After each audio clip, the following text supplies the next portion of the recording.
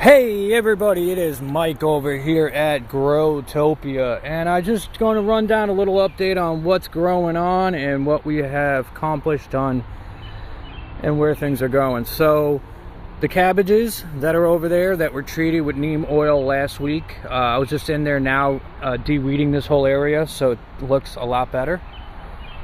It's great doing it when the soil's moist because the weeds come out of the ground root and all a lot easier. Dandelions, you do have to get about a finger knuckle down to get to that tap root to really pull it out, because you try to grab from the top, it just breaks. But anyway, so the neem oil, there's absolutely zero life on the plants of, not the plants themselves, but the aphids. They're all just dead bodies, carcasses. Before they're gray, now they're black. So there's absolutely zero life. Good thing to also note is that the red cabbage is starting to grow a head in the center of it now. It's a little hard to see it from here. I don't want to keep messing around with the gate right now, but there's a head that's about the size of my thumbnail, just starting in there. I had a strawberry plant that we had over here. It had some berries on it. Looks like the little furry guys got it, so I took the strawberry plant, pulled it out of the ground carefully, and I transplanted it into the sun house over here to where it's going to stay. So we got some growth and some more growth on here. We got some clovers apparently. I gotta yank those out. Parsley's doing great, it's going to seed. But yeah, I stuck it right there between the two citronellas. The radish Easter eggs are doing good. Nothing germinated yet for the peanuts. Those guys are going to be transplanted very shortly. Citronella impatiens, they're all doing good. I'll show you something else that's really growing great, and also a really cool thing as well. So over at the shade house right now, all the plants that are kind of just sitting in limbo waiting to go outside to keep growing, is my tomatoes. My tomatoes are looking good. Look how much healthier they are doing in here. Even my cucumbers are looking good. My carrots I had planted have sprouted. The beans are doing really good. The peas are doing good.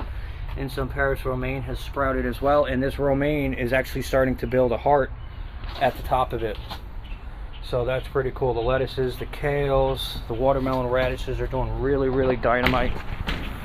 We're just going to jump over into the bedroom. We're supposed to have a thunder and lightning storm today. It hasn't hit yet, but it is definitely coming. Oh, and one more thing before we go to the next one is I installed a rain gauge.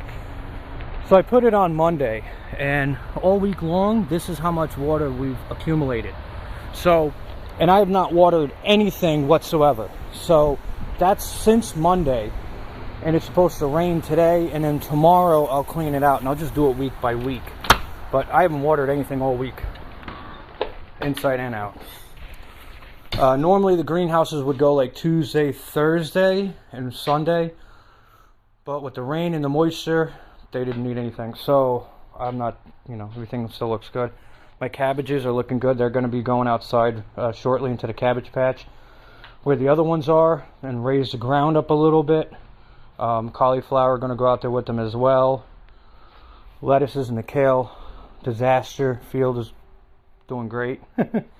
My beans. So one thing I want to show you guys, in case you were wondering, could you grow beans inside? And here is the answer. The answer is yes. I have no bees coming in, no pollinators at all. I was just going through cleaning and pruning, and I see beans everywhere. Look at this. There's another one. Little guy down there.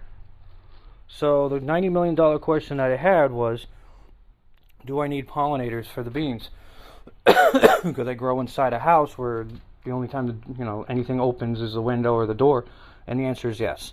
So the next one's to see if we start getting some beans, which we are right now getting some, is the Taylor or Dragon Tongue bean. Yep.